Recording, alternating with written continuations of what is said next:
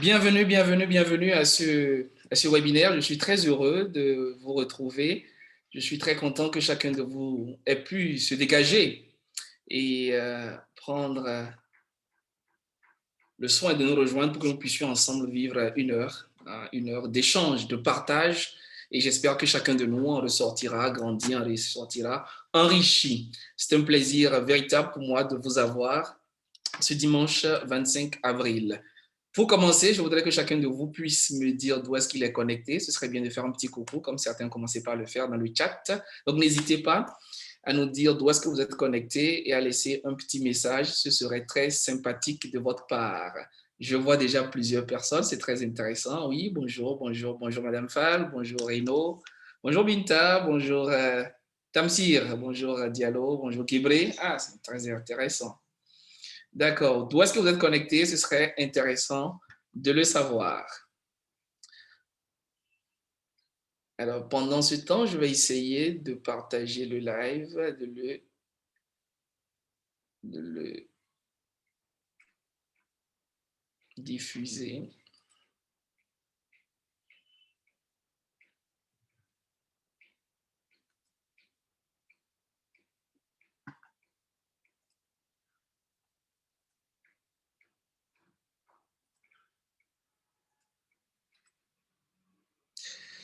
Une minute, je vais diffuser en même temps le live sur Facebook pour tous ceux qui ne pourront pas nous rejoindre ici. Ce serait bien qu'ils puissent au moins avoir l'occasion de nous suivre directement sur Facebook parce que nous n'avons pas suffisamment de place. Vous êtes des centaines à vous être inscrits, ce qui est formidable, mais nous ne pourrons pas accueillir tout le monde. Donc, je vais diffuser cela en même temps sur Facebook pour que ceux qui ne pourront pas se joindre à nous ici sur cette plateforme puissent le faire directement via Facebook.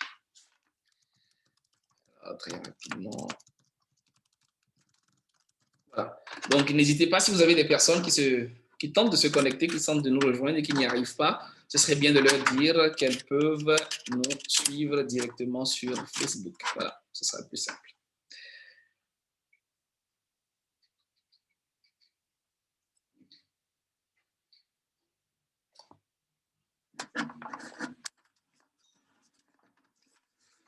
Très bien, très bien, très bien.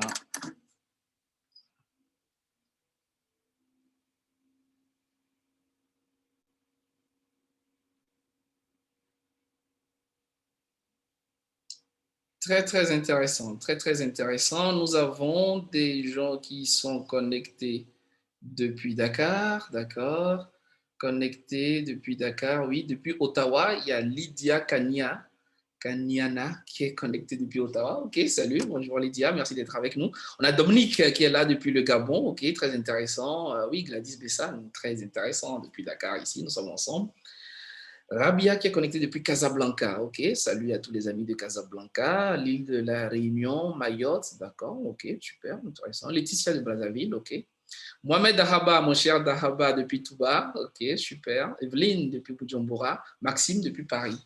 C'est génial. Gildas depuis Casa. Ok, bah, c'est très, très, très intéressant. Nous avons des personnes de par le monde. Aïcha Tafal depuis Bordeaux. Ok, Tamsir Touré au Sénégal.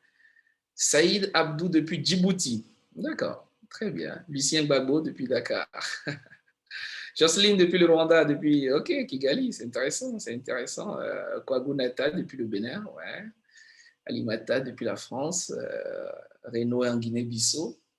D'accord, d'accord, mais c'est magnifique, c'est extraordinaire d'avoir tout ce parterre de personnes, je dirais même de personnalités. Gertrude depuis Ouagadougou, Désiré depuis le Burundi, d'accord, ok, très bien, très bien. Bonjour, bonjour, bonjour à tous. Naomi Uriel Garcia depuis l'Italie, d'accord, Iris depuis Cotonou. Mais c'est extraordinaire, vous êtes formidable et merci une fois de plus pour la confiance, merci d'être avec nous. Merci d'être là. Oui, les amis de Dakar semblent être les plus nombreux. Enfin, je l'espère au moins, hein, parce que nous sommes voisins là. Bienvenue, bienvenue, bienvenue à tous. Babacar Mbaïsal depuis Thiès. Très, très intéressant. Bien, nous allons y aller. Je pense que vous êtes suffisamment bien installés. Vous avez une bouteille d'eau à côté. Vous avez de quoi noter. Vous avez un stylo, un calepin. C'est bon? On peut y aller? Rassurez-moi. Hein, écrivez dans le chat. Donnez-moi la permission de démarrer. Parce que nous n'avons pas beaucoup de temps. Hein.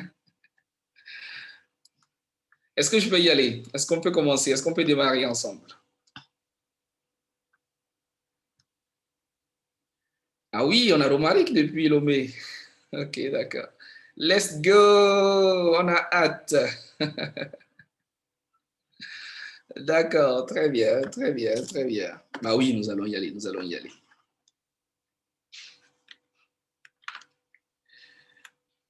Voilà, bienvenue à nouveau.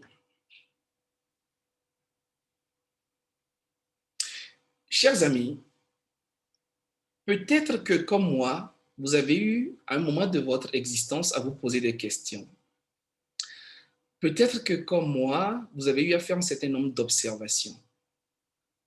Peut-être que vous vous êtes posé des questions au regard de la vie, au-delà de notre quotidien, et vous vous êtes demandé, mais finalement, qu'est-ce que le sens de la vie? Pourquoi sommes-nous là? Où allons-nous?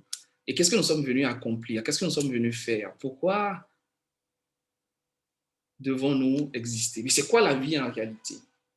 Peut-être que vous avez ce genre de questions, de réflexions. Si ce n'est pas le cas, ce serait bien de temps en temps vous les poser. En tout cas, moi, ça a été mon cas. Peut-être que vous avez observé des personnes qui étaient talentueuses, qui travaillent très dur, comme la plupart de nos parents, qui s'engagent, qui se lèvent très tôt le matin, qui se couchent très tard le soir, qui fournissent énormément d'efforts. Mais quand on regarde leur existence, quand on regarde l'impact, quand on regarde les résultats, on reste un peu sur sa faim. On se dit que cette personne mériterait mieux. Peut-être que vous également, vous avez un ensemble de rêves, d'ambitions, de projets. Et vous vous dites que ce serait formidable si vous arriviez à les accomplir. Peut-être que vous avez cette grande idée en tête et vous savez que vous devez la mettre en exécution. Peut-être que vous avez ce projet et vous savez que vous devez le démarrer. Peut-être que vous savez que vous n'êtes pas à la place où vous devez être. Vous savez qu'il y a plus dans la vie pour vous. Peut-être que vous vous retrouvez dans ce genre de réflexion, de situation.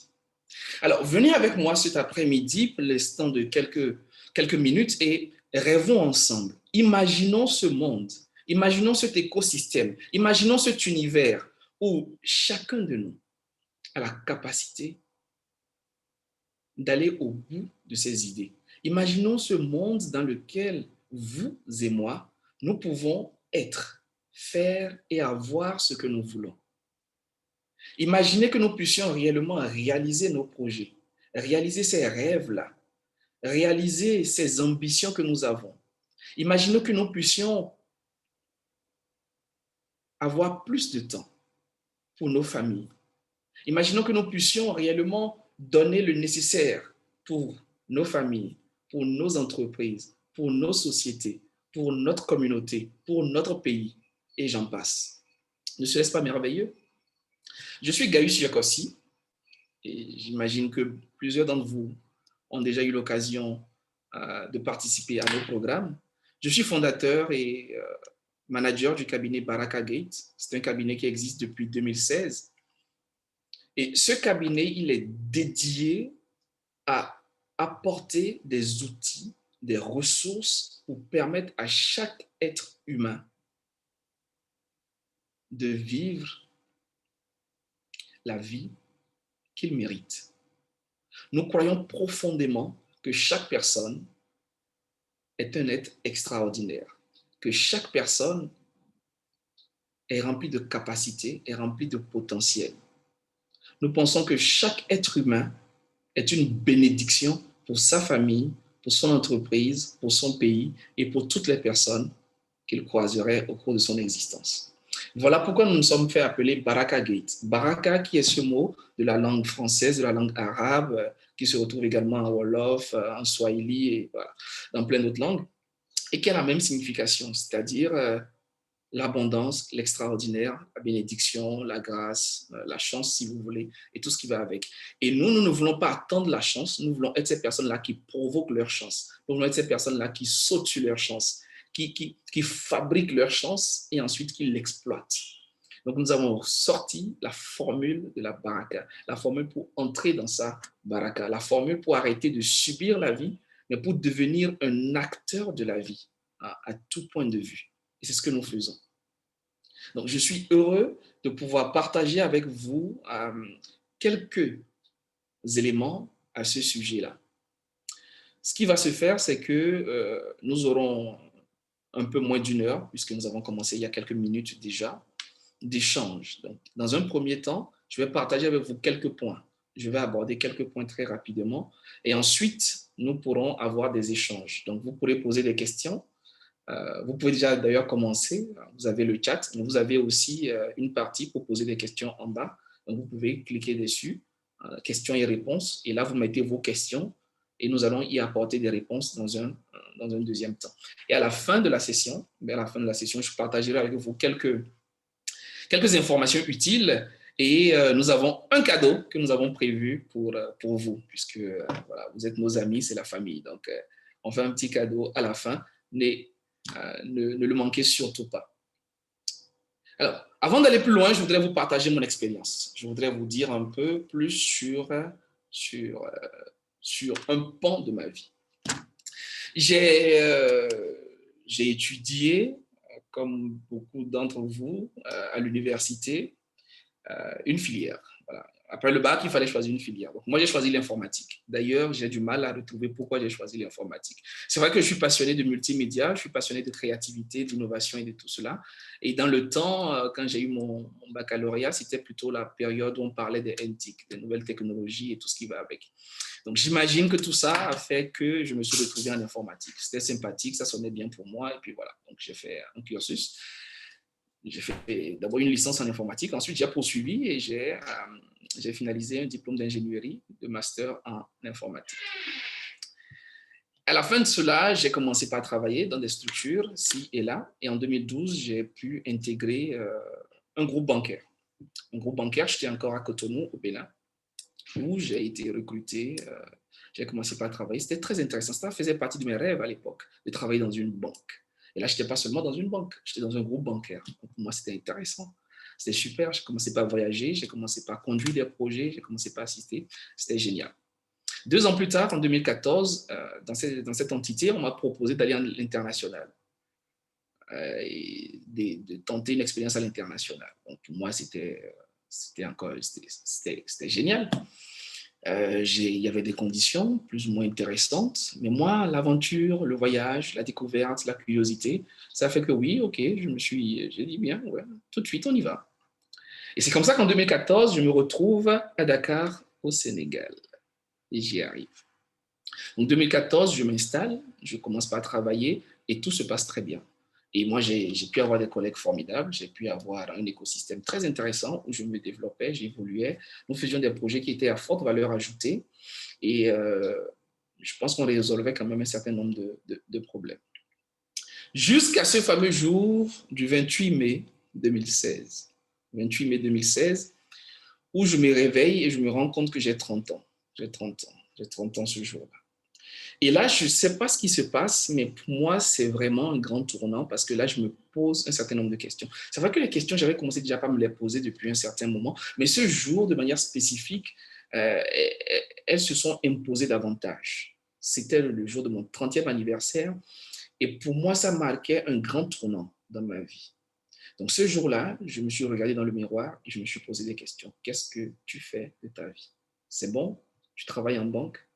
Tu as un salaire intéressant, tu as des week-ends, tu as des soirées, mais est-ce que tu vas continuer comme ça?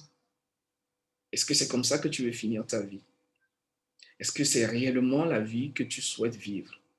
Donc tu as 30 ans là, bientôt tu auras 40 ans, 50 ans, 60 ans, 70 ans, 80 ans, 90, 100, et tu vas partir. Donc pour moi, ça a été réellement un grand choc d'avoir 30 ans. Je n'ai rien célébré, je n'ai rien fait du tout. Au contraire, je me suis posé des questions et j'ai pris une grande résolution. Ce jour-là, j'ai appelé 2 amis.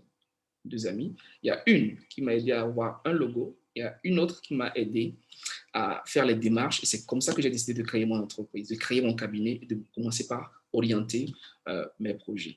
Donc ce jour-là a été un jour de grand déclic pour moi, où je me suis décidé à ne plus continuer sur un parcours, je vais dire, par défaut. Parce que, on va y revenir, hein. Je me suis dit, mais si la banque n'avait pas accepté ma candidature, si je ne travaillais pas en banque, qu'est-ce que j'allais faire? J'allais travailler dans une assurance, j'allais travailler quelque part dans un ministère, j'allais travailler dans, je sais pas, dans n'importe quelle boîte. Mais est-ce que réellement je dois continuer par vivre ma vie au gré de ce qui me tombe dessus, ou est-ce qu'il faut que finalement je décide de comment est-ce que je veux conduire mon existence? Et c'est ce qui a fait réellement un shift dans ma tête. Donc, à partir de ce moment, j'ai décidé de m'ouvrir les portes de ce que je voulais pour moi-même, du mode de vie que je voulais m'offrir, de la qualité de vie que je voulais m'offrir. J'ai donc commencé et progressivement, j'ai organisé ma transition jusqu'à démissionner plus tard et jusqu'à aujourd'hui me retrouver à plein temps dans ce que j'aime faire, dans ce qui me passionne, dans ce qui m'intéresse, dans ce qui me motive au quotidien. C'est pour cela que je n'ai aucun problème un dimanche à 13 heures de vous parler, hein, d'avoir des échanges avec vous. Et quelques instants après, d'ici 16 heures, j'ai un mastermind qui m'attend. J'ai une formation que je vais animer avec une douzaine de managers extraordinaires à travers le monde où nous allons échanger des questions de leadership. Donc, voilà un peu mon histoire. Et c'est toutes ces réflexions-là qui m'ont mené à sortir ce premier livre qui est donc le résumé de ce que je pense qu'il faut appliquer pour arrêter de subir la vie. J'ai compris que la vie ne se subit pas. La vie s'anime. La vie doit se vivre. On doit décider d'où est-ce qu'on veut aller et non pas accepter ce qui nous arrive, non pas essayer de gérer la vie, mais on doit plutôt se dire, voilà là où je vais et faire en sorte d'y arriver contre vents et marées. Donc, en 2020, à la faveur d'ailleurs de la Covid, que je remercie beaucoup, j'ai pu me concentrer et j'ai pu finalement sortir mon premier ouvrage qui a donc pour titre Prendre sa vie en main. Prendre sa vie en main. Prendre sa vie en main, cette étape pratique pour arrêter de subir la vie. Pour arrêter de subir la vie, pour vivre la vie qu'on se souhaite, la vie qu'on décide réellement de mener et de conduire. Donc, sur cette base-là, je voudrais vous partager quelques éléments parce que le livre, il s'apprécie différemment. Hein. Beaucoup de personnes m'ont fait déjà des retours. J'ai des retours pratiquement tous les jours. C'est extraordinaire. Hier soir encore, j'ai eu un retour avec des photos, des images, des personnes qui me disent, écoute, je suis à tel endroit, je suis avec ton livre, voilà ce que j'ai découvert, voilà ce que j'ai appris. Il y a tel chapitre qui me parle, il y a tel passage qui est pour moi, etc. Et c'est justement ça qui est génial. Comme je dis souvent, c'est cela le salaire de l'auteur. C'est de voir ces personnes-là qui s'accaparent le contenu, qui se retrouvent, hein, et finalement le livre devient tel un miroir où les gens peuvent se voir, où les gens peuvent se regarder. D'accord?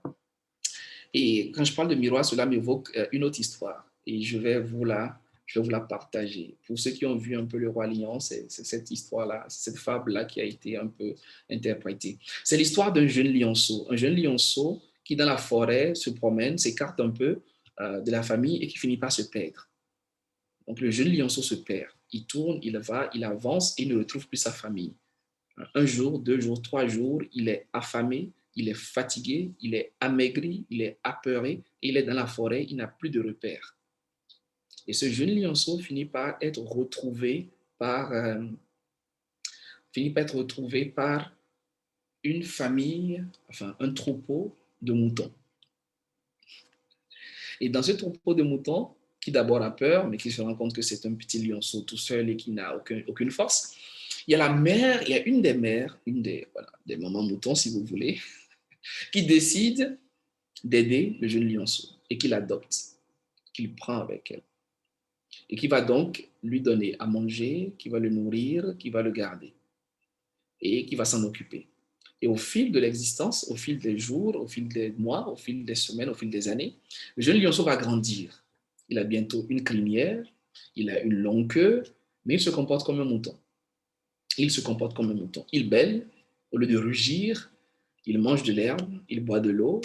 Voilà, vous avez peut-être regardé le film du Roi Lion et vous avez dû voir comment ça se passe. Et finalement, il se comporte ainsi. Voilà, il marche avec les moutons et puis il avance. Jusqu'à ce qu'un jour, dans leur promenade en tant que mouton, et au milieu ce lionceau devenu maintenant lion-mouton, il rencontre un vrai lion, un véritable lion cette fois-ci. Et le lion qui pourchasse les moutons pour avoir sa part, finit par remarquer qu'il y a parmi eux un autre lion. Il est d'abord surpris et donc il fait en sorte de rattraper le troupeau et il va en face du lion mouton, du lion qui a grandi au sein des moutons. Et il lui demande, mais qu'est-ce que tu fais là? Mais qu'est-ce que tu fais parmi ces moutons? Mais c'est pas possible. Et le lion mouton qui répond au lion qu'en réalité, qu'il est un mouton, qu'il est à sa place, il est avec ses amis, il est avec sa famille. Et le lion lui dit, non, tu n'en es pas un, tu n'es pas un mouton, viens avec moi. Et il le prend, il l'amène à la rivière et il lui fait regarder au travers de la rivière. Et là, le lion mouton peut voir son image et peut voir réellement qu'en réalité, il n'est pas un mouton, mais qu'il est comme le lion qui est en face de lui, qu'il est un véritable lion. Et à ce moment-là, il y a quelque chose de puissant qui arrive, c'est qu'il va sortir de lui un puissant rugissement et il est automatiquement transformé. Et ce moment va être pour lui un véritable moment de déclic et le début de sa nouvelle aventure en tant que cette fois-ci véritable lion. Alors, qu'est-ce que je veux dire par là? C'est que chacun de nous, à un moment donné, se retrouve dans un univers et commence par se comporter comme cet univers-là, jusqu'à ce qu'il ait un déclic. Voilà pourquoi le premier chapitre de ce livre, c'est la puissance du déclic.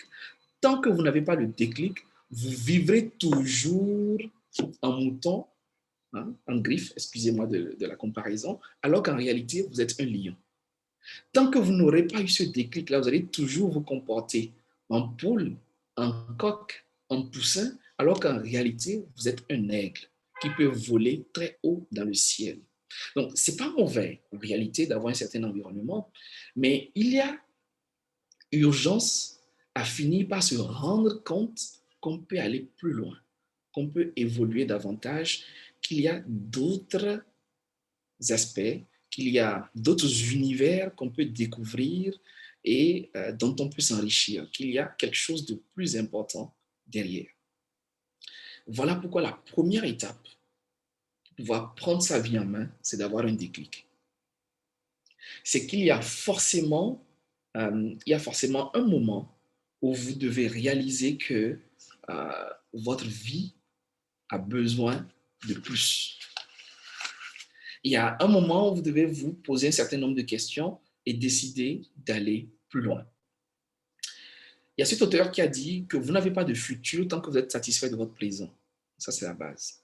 Vous n'avez pas de futur tant que vous êtes satisfait de votre présent. C'est-à-dire que tant qu'aujourd'hui, vous êtes content de là où vous êtes et que vous vous voyez comme déjà une personne qui a réussi contrairement aux autres, etc., vous finissez par vous limiter.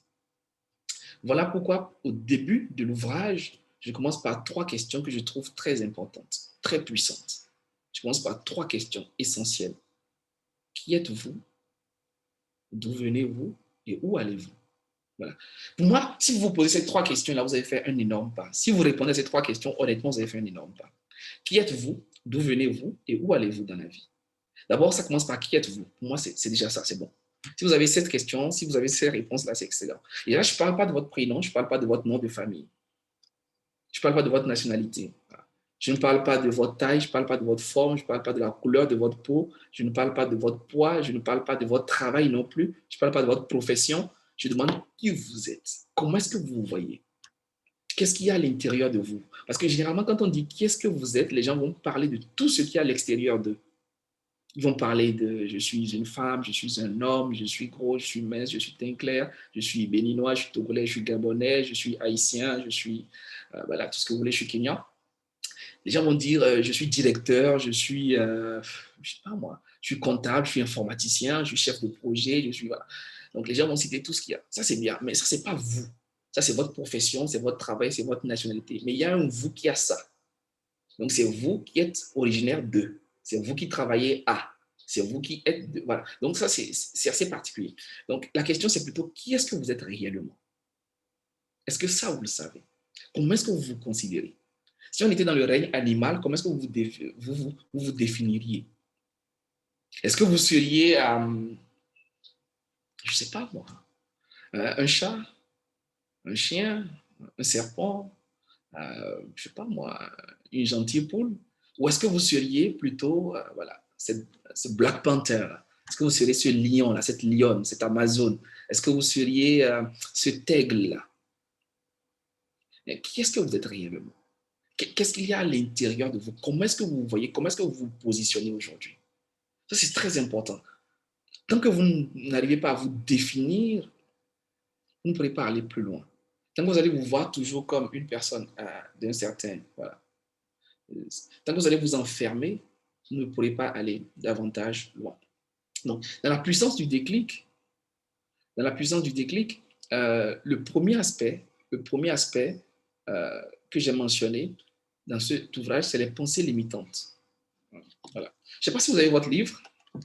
Bon, on ne pourra pas faire de lecture parce qu'on va éviter de perdre du temps, mais vous avez sûrement lu, hein, vous me direz. Il y a certains qui l'ont lu, n'est-ce pas? Parmi vous. Les pensées limitantes, c'est à partir de la page 21. D'accord. Alors, les pensées limitantes, c'est,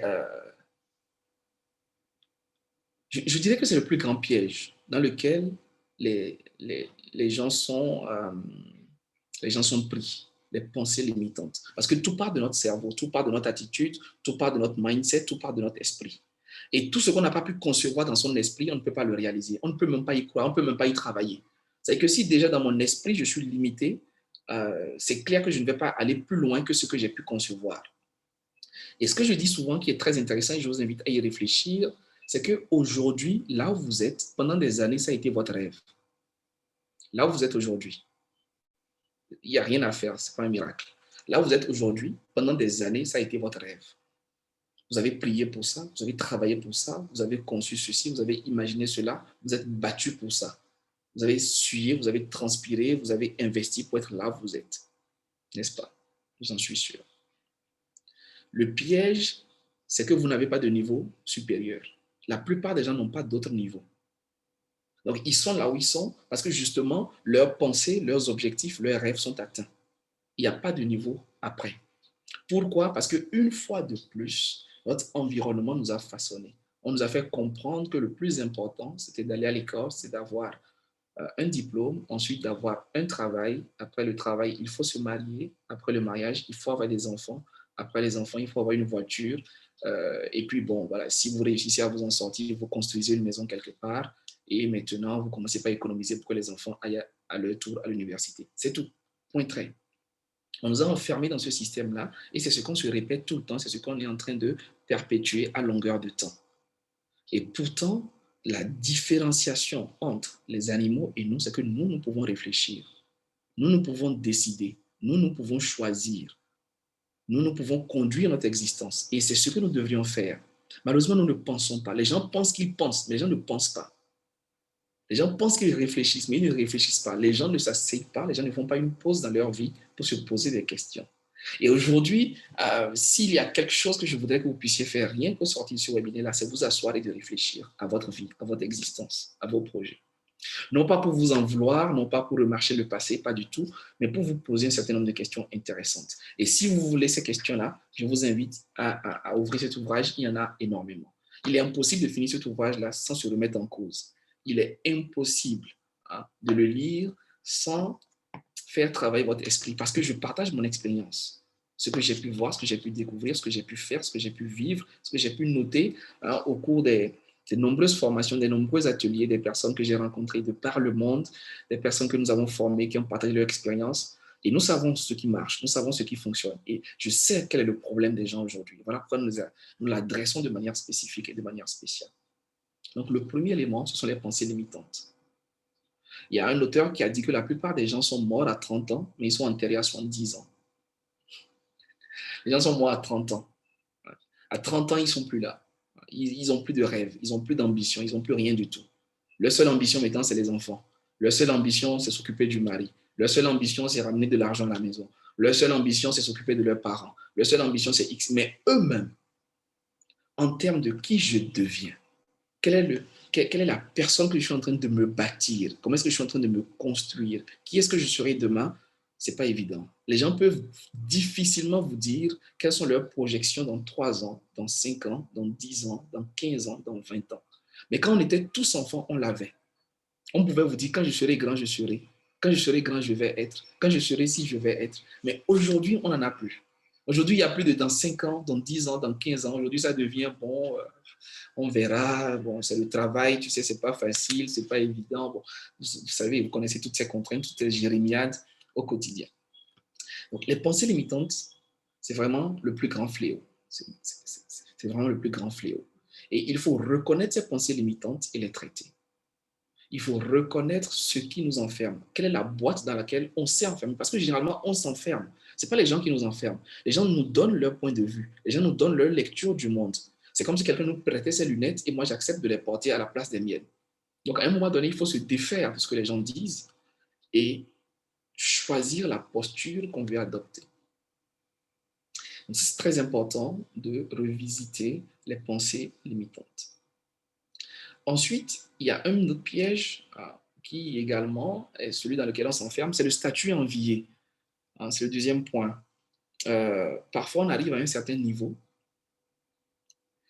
et on est tellement sollicité, on est tellement applaudi. Bon, quand je dis encore tellement, c'est relatif. Mais on est applaudi, on est sollicité, on arrive à aider ceux qui sont derrière, on arrive à les tirer. Et finalement, on se met à stagner là sans plus chercher à évoluer.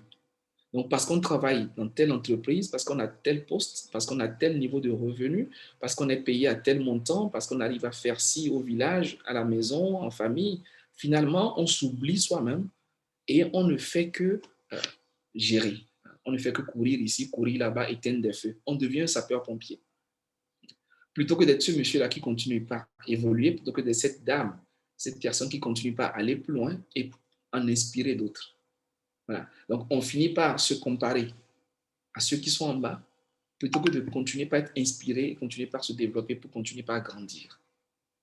Donc, votre position, c'est-à-dire que votre succès relatif d'aujourd'hui, peut également constituer une grande barrière et vous empêcher d'aller plus loin. Donc, aujourd'hui, là, vous êtes arrivé, qu'est-ce qui fait que vous êtes là? Qu'est-ce qui fait que depuis 2 ans, depuis 3 ans, depuis 5 ans, depuis 8 ans, depuis 12 ans, vous êtes au même poste? Qu'est-ce qui fait cela? Qu'est-ce qui explique que vous soyez dans la même situation depuis toutes ces années? Quel est le prochain niveau? Et qu'est-ce que vous faites pour pouvoir le franchir? Votre statut d'aujourd'hui, c'est-à-dire que votre succès d'hier ne doit pas être un blocage pour votre évolution, votre progression de demain, de plus tard. C'est nos pièges. Et à côté de ce piège-là, il y a le troisième piège que vous connaissez sans doute, qui est celui de la zone de confort, où on se ferme dans un certain environnement et on ne veut plus en sortir. Parce qu'on maîtrise son travail, on maîtrise ses équipes, on maîtrise ses projets, on sait comment tout fonctionne, et puis on ne veut pas aller au-delà de ça. Et on commence par mourir.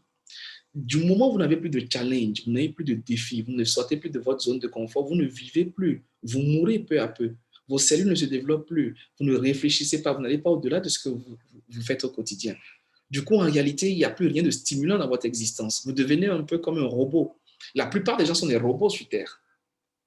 La plupart des gens ne réfléchissent plus. C'est-à-dire que le matin, il se lève à telle heure, il va à la douche, il se brosse, il se lave, il s'habille, il vient prendre son petit déjeuner, il prend sa voiture, il fait ce trajet, il arrive là, il a telle réunion, il a telle activité. À midi, il déjeune ici, il mange là-bas, il rentre le soir, il fait ci avec les enfants, et le lendemain matin, il recommence. C'est tout. C'est classique. C'est enfermé. Ça, c'est pas une vie. Ça, c'est pas vivre. Ça, c'est de l'existence. Ça, c'est subir. Voilà. Il faut pouvoir trouver le moyen de donner de l'élan, de donner de la passion, de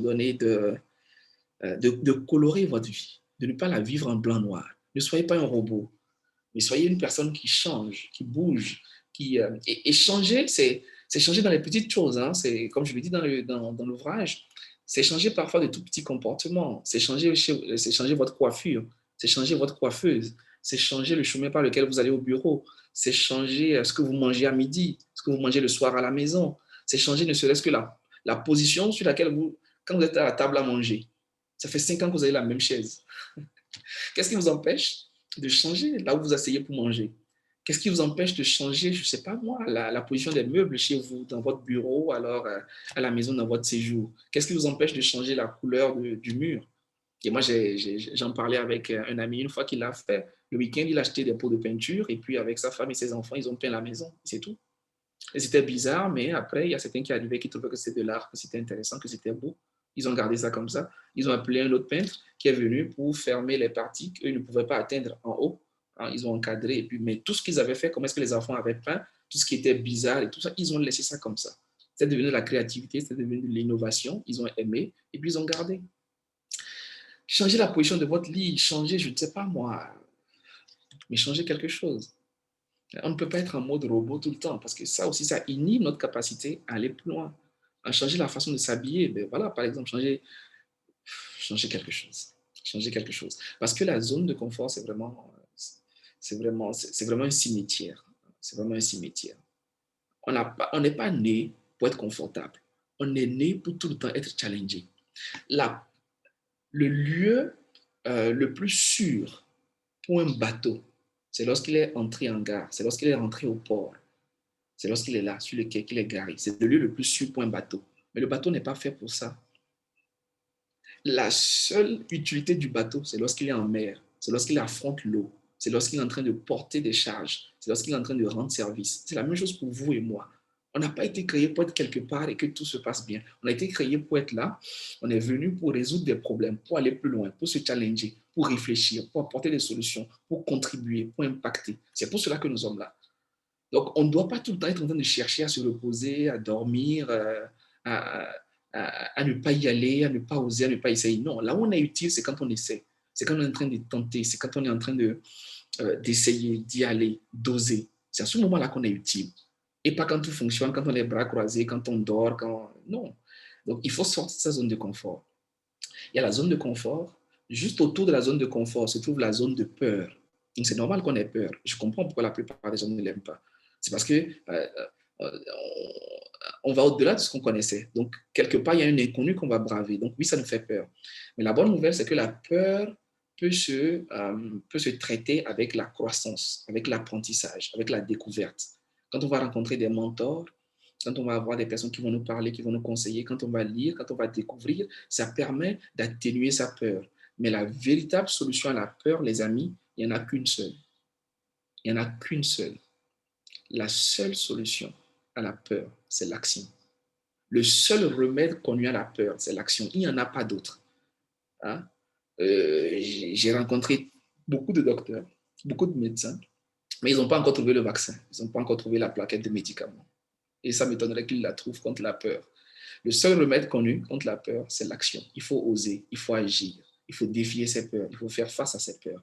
Et quand vous dépassez vos peurs, vous pouvez maintenant accéder à la zone de grandeur, à la zone de révélation, où vous sortez de votre monde, où les gens vous voient, vous avez de l'impact, de l'influence. C'est comme quand vous gravissez une montagne. Il faut la gravir, il faut avoir mal, et quand vous êtes au-dessus, vous pouvez apprécier maintenant le paysage et vous pouvez vous reposer. Donc, c'est très important, ceci. Donc, ça, ce n'est que le premier chapitre, la puissance du déclic. Arrêter les pensées limitantes, arrêter de se dire qu'on ne peut pas, qu'on n'est pas capable. Ça, c'est pour les autres. Ici en Afrique ou alors dans mon pays, au Togo, je sais pas moi, au Mali, au Burundi, ça, c'est pas possible, ça, c'est X, voilà. On est dans des pensées limitantes tout le temps. On s'enferme. Ah non, ça, c'est pas possible parce que moi, je suis une femme, moi, je suis jeune, moi, je n'ai que 25 ans, moi, je n'ai que 32 ans, je n'ai pas de l'expérience, moi, je ne parle pas anglais, moi, je ne fais pas ci, je ne sais pas parler en public. Voilà. On a tout le temps des pensées limitantes, des pensées dans lesquelles on s'enferme. Donc, il y a les pensées limitantes, il y a le statut qu'on a déjà, qui parfois devient un gros boulet, on ne veut pas, on ne veut pas en sortir, on ne veut pas le quitter. Ah, moi, j'étais à la banque. Vous imaginez quand tu dis à quelqu'un que tu vas démissionner de la banque, que tu vas quitter, que tu vas commencer l'entrepreneuriat, que tu vas... C'est pas possible. Mais il faut le faire, il faut y aller, il faut répondre à son cœur, il faut répondre à sa passion, il faut répondre à ses envies, il faut oser. Et le troisième point, bien entendu, c'est sortir de cette zone de confort-là pour pouvoir aller plus loin. Donc, c'est juste ces points-là que je peux déjà partager par rapport au premier chapitre. Et très rapidement, je vais dire quelque chose sur le deuxième chapitre avant de vous donner la parole pour qu'on puisse échanger un peu. Bon, peut-être pas la parole, mais vous pouvez au moins écrire dans le chat et puis nous allons discuter. Le deuxième point, c'est par rapport à la force de la décision. La force de la décision. Et ça, c'est important.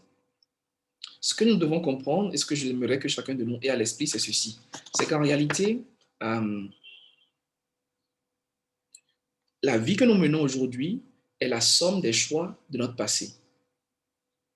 Voilà. Il n'y a personne qui choisit notre vie, hein, c'est nous-mêmes, par rapport aux choix que nous faisons. Donc, nous faisons des choix qui nous font à la fin. Donc, c'est-à-dire que nous avons un certain nombre d'actions, de comportements qui vont définir notre futur. Donc, il y a une mauvaise nouvelle et une bonne nouvelle attachée à cet état de fait. C'est quoi? La mauvaise nouvelle, d'ailleurs, d'abord, c'est quoi? C'est que, quelles que soient vos plaintes par rapport à votre vie actuelle, la mauvaise nouvelle, c'est quoi? C'est que c'est vous qui l'avez créée. C'est ça la mauvaise nouvelle derrière. Il faut en prendre conscience. Quelle que soit ma vie actuelle, quel que soit ce que j'ai, que ce soit sur mon plan familial, sur le plan de la santé, sur le plan de mon couple, sur le plan de mon travail, de mes finances, tout ce que vous voulez, le plan spirituel, tout ce que vous voulez. La situation que j'ai aujourd'hui, c'est moi qui l'ai créée en fonction de mes choix passés, de mes comportements, de mes habitudes, de mon état d'esprit. C'est moi qui l'ai créé, c'est moi qui l'ai attiré à moi, c'est moi qui ai fabriqué ce que je suis en train de vivre aujourd'hui. Mais la bonne nouvelle qu'il y a derrière, c'est que si c'est moi qui ai fabriqué ça, ça voudrait dire que j'ai également la capacité de résoudre cela. C'est ça la bonne nouvelle.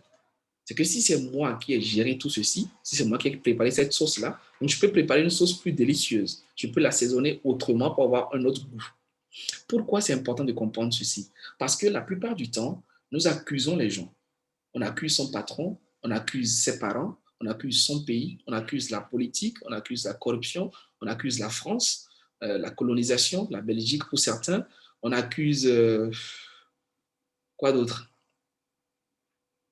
On accuse son conjoint, sa conjointe. Parfois, on accuse même ses enfants. C'est à cause des enfants qu'on n'a pas le temps, c'est à cause des enfants qu'on ne fait pas ci, c'est depuis que je suis marié que je ne fais plus ci, c'est parce qu'il y a ça que je ne fais pas ça. Oui. Donc, on accuse les gens. Et quand on accuse, en fait, qu'est-ce qui se passe? C'est-à-dire qu'on donne la responsabilité aux autres. Donc, on dit que c'est les autres qui ont fait que c'est comme ça. Donc, si c'est les autres qui ont fait que c'est comme ça veut dire que c'est les autres qui ont le pouvoir de changer les choses et non pas nous. Donc, on se décharge de la responsabilité, mais en se déchargeant de la responsabilité part avec la capacité de résoudre le problème. Alors que toutes les fois où vous pointez du doigt quelqu'un, il y a au moins 3 doigts qui vous pointent du doigt vous. Vous êtes au moins 3 fois plus responsable. N'est-ce pas? Quand vous pointez du doigt quelqu'un, il y a au moins 3 doigts qui vous pointent du doigt vous. Donc, vous êtes au moins 3 fois plus responsable que les autres. Donc, récupérez la responsabilité de votre situation. Dites-vous, c'est moi qui ai créé ça. Et derrière, vous pouvez profiter de la bonne nouvelle, c'est que vous pouvez donc gérer et changer l'état des choses pour avoir ce que vous souhaitez avoir. D'accord? Donc, c'est très important. Donc, vous devez choisir. Vous choisissez. De toute façon, vous n'avez pas le choix. Vous allez choisir, puisque c'est vous qui construisez votre vie. Vous êtes le maître de votre vie. Vous n'avez pas le choix si vous devez choisir ou pas. Mais le choix, vous l'avez par rapport à ce que vous allez choisir. Je ne sais pas si je me fais clair. C'est-à-dire que vous ne pouvez pas. Forcément, vous allez avoir une vie. Donc, vous êtes déjà là. Vous êtes né. Vous allez vivre. Maintenant, la question, c'est quel type de vie allez-vous vous construire? Qu'est-ce que vous allez bâtir de vous-même? C'est là où vous avez le choix, justement. Qu'est-ce que vous allez devenir? Qu'est-ce que vous allez être pour pouvoir faire afin d'avoir? Alors, Oscar Wilde dira ceci, Oscar Wilde, une très belle citation que j'ai d'ailleurs mentionnée à la page 45. Vivre est la chose la plus rare au monde. La plupart des gens se contentent d'exister, sans plus. Vivre est la chose la plus rare du monde. La plupart des gens se contentent d'exister, sans plus. Allez réfléchir à ça. Je suis entièrement d'accord avec lui. Hein. C'est une phrase qui est extraordinaire, qui est lourde de sens. Donc, c'est à nous de choisir. C'est à nous de choisir. Alors, je vais vous laisser avec un exercice simple, voilà, avant qu'on ne passe aux réponses aux questions. Et aux commentaires, hein, il y a certains qui ont peut-être des témoignages parce qu'il y a plusieurs d'entre vous qui ont acheté le livre. On a déjà, je sais pas, on a déjà fait des centaines d'exemplaires qui sont partis très rapidement. Là, d'ailleurs, on a encore lancé une nouvelle commande parce qu'il y a de la demande un peu partout. Donc, vous pourrez peut-être nous apporter quelques témoignages. Ce serait sympathique de pouvoir lire certains d'entre vous au sujet de l'ouvrage et de cette expérience-là. Mais ce que je voudrais vous inviter à faire, c'est ceci, c'est de pouvoir prendre une feuille.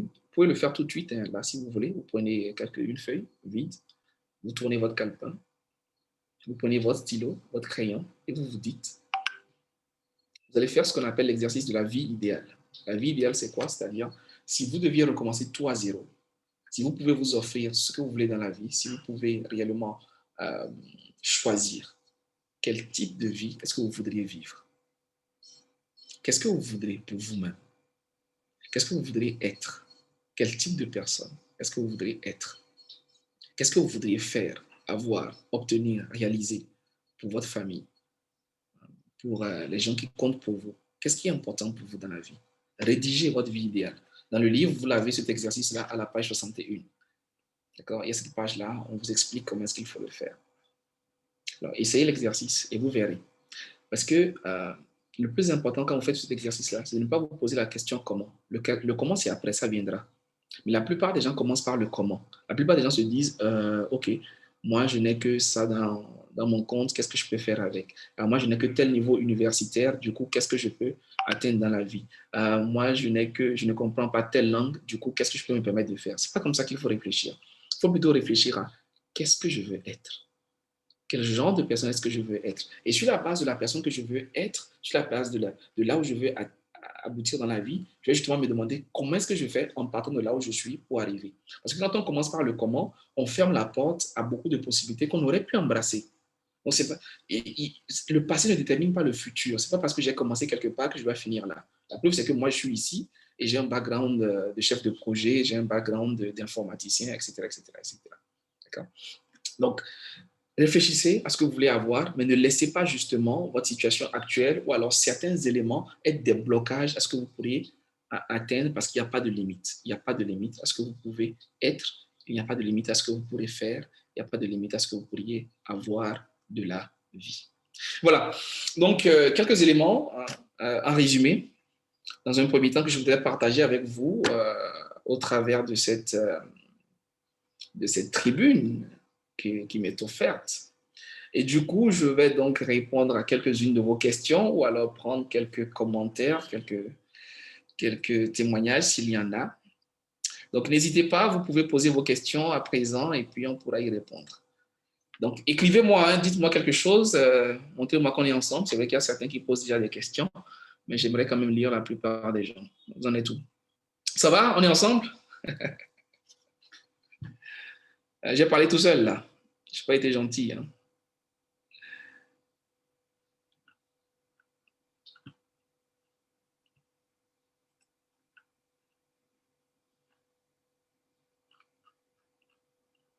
Alors, dites-moi, qu'est-ce que vous en avez pensé et qu'est-ce que vous souhaiteriez savoir? Alors, les amis demandent, rappelez le titre du livre, s'il vous plaît. D'accord, bien sûr. Le livre, il est là. Prendre sa vie en main. Prendre sa vie en main. Prendre sa vie en main. Comme je le fais là. Je prends le livre en main, donc vous devez prendre votre vie en main. Voilà. La vie, notre vie, elle est souvent là. Notre vie, elle est souvent gérée comme ça, par les uns, par les autres. Mais il faut la prendre en main. Donc, oui, le livre il est disponible à Dakar, il est disponible à Cotonou, il est disponible à Bujumbura, il est disponible à Abidjan, dans certaines capitales. Donc, je vais vous partager là tout de suite le lien par lequel vous pouvez le commander. Vous allez l'avoir dans le chat. Vous pouvez remplir le lien, ceux qui ne l'ont pas encore. Et dans la semaine, vous aurez une discussion avec l'équipe pour voir comment est-ce que vous pouvez le recevoir. Il n'y a pas de problème pour le livre. D'accord? Donc, ne vous inquiétez pas. On va vous partager le lien tout de suite et vous pourrez passer votre commande. Oui, sur Amazon également, vous l'avez. Vous avez également le livre sur Amazon. Donc, vous tapez simplement prendre sa vie en main et puis vous l'avez. D'accord. Voilà. Oh, mais voilà, il y a des commentaires très intéressants qui commencent par arriver. Il y a Fatima Zara Mouti qui dit ceci: le fait de naître, c'est un destin, mais réussir dans la vie, c'est un choix. Et Fatima Zara, justement, c'est une grande entrepreneure que je vais recevoir pour un webinaire dans 2 semaines. Dans 2 semaines. Nous allons être ensemble, nous allons parler d'entrepreneuriat, de tous ceux qui veulent se lancer, ceux qui sont déjà dedans. Elle a un parcours extraordinaire et elle va nous partager son expérience. Donc, dans 2 semaines, je serai avec elle. Ça va être le dimanche 9 ou le 2, je ne sais plus. Donc, vous allez voir passer l'information. Vous pourrez vous enregistrer et nous allons vivre un moment extraordinaire avec elle. Et là, elle partage une phrase, elle dit: le fait de naître, c'est un destin, mais réussir dans la vie, c'est un choix. Ça, c'est fort, ça. Ouais, c'est déjà une très belle annonce de la session que j'aurai avec elle. Merci beaucoup. Merci, Fatima. Alors, quelles sont les bonnes questions qu'il faut se poser pour aller de l'avant? Merci, Lévi Oboyo. Lévi Oboyo, quelles sont les bonnes questions pour aller de l'avant? Les bonnes questions pour aller de l'avant, elles sont nombreuses. Mais il faut déjà se poser quel est le sens de la vie. Voilà. Et le sens de la vie, ça peut être très philosophique. J'ai fait beaucoup de recherches dessus. Et je suis arrivé à cette conclusion-là. La vie n'a peut-être pas un sens. Parce que parfois, on regarde les choses et puis on est vraiment un peu perturbé. On voit quelqu'un qui était quelqu'un de bien, de sympathique, qui finit par décéder. On voit quelqu'un qui peut-être n'a pas un bon comportement, on suppose qu'il n'a pas de la morale, qu'il n'est pas intègre, et c'est lui qui gravit les échelons. Donc, on ne comprend pas la vie, on se pose des questions. On voit cette dame qui cherchait des enfants depuis 5 ans, 10 ans, qui finit par avoir une grossesse, et au bout de un enfant naît, et puis l'enfant part, ou alors c'est elle qui meurt en donnant naissance à l'enfant. On ne comprend pas. Donc, la vie n'a peut-être pas un sens quand on la regarde en global comme ça, en globalité, dans sa globalité. Mais ce qui est très important, c'est que chacun de nous puisse donner un sens à sa vie. Donc, c'est peut-être pas à nous d'interroger la vie, mais c'est peut-être à nous de répondre à cette question-là. Donc, Lévi, je vous invite à vous poser cette question. Quel sens est-ce que je vais donner à ma vie? Qu'est-ce que je veux faire de ma vie? Qu'est-ce que je veux que ma vie puisse apporter comme réponse à l'humanité? C'est-à-dire que quel est le message que ma vie va apporter? Quand je vais partir de cette terre, qu'est-ce que les gens vont retenir de mon passage sur terre? Voilà les questions qu'il faut qu'on se pose. Si je n'avais pas existé, qu'est-ce que le monde aurait perdu? Le jour où Gaius Yokossi va partir, qu'est-ce qui va rester de Gaius Yokossi? Pourquoi est-ce que Gaius Yokossi aura été une personne? À quoi est-ce qu'il aura servi sur la terre? Voilà les questions qu'on doit se poser. Plutôt que d'être tout le temps enfermé dans un système de je vais, je reviens, je gagne de l'argent, je paye mon loyer, je paye des factures, je m'occupe de mes 3 enfants, etc., etc., etc. Je pense qu'il faut qu'on aille au-delà de ça. Il faut qu'on arrête de s'enfermer dans un schéma classique et qu'on voit les choses de façon plus grande. Alors, Babacar Mbaïsal dit, ne pensez-vous pas que prendre sa vie en main ne signifie pas faire une introspection pour donner un sens à son existence? Excellent, excellent, c'est tout à fait dit. Ah, c'est bien répondu, mon cher Mbaïsal, c'est bien résumé, et c'est ce que je viens de dire d'ailleurs. Je suis entièrement d'accord avec vous. Pourquoi avoir donc choisi le coaching? Comment est née cette idée de coaching? Alors, moi, je ne suis pas allé vers le coaching, c'est le coaching qui est venu vers moi. Honnêtement, je ne savais pas que j'allais devenir coach. Moi, je n'ai jamais pensé au coaching. Moi, j'étais dans l'informatique, je ne connaissais que ça. Je ne savais même pas qu'il existait des métiers où on pouvait être coach, formateur, aller parler à des gens, speaker, etc. Moi, je ne le connaissais pas, je ne savais pas. Moi, j'étais dans ma vie, j'avançais et j'ai commencé par me poser ces questions-là depuis longtemps, hein, bien avant cette transition-là. Je lisais, j'essayais autre chose. Bon, comme je le dis souvent, ce n'est plus un secret. Hein. Moi, je détestais l'école. Moi, je n'aimais pas l'école. Dans sa phase actuelle, pour moi, l'école, c'est une catastrophe. L'école nous enferme, l'école nous abrutit, l'école nous empêche d'aller plus loin. Mais il faut y aller quand même. Mais il faut y aller pour apprendre à lire, à écrire et à compter.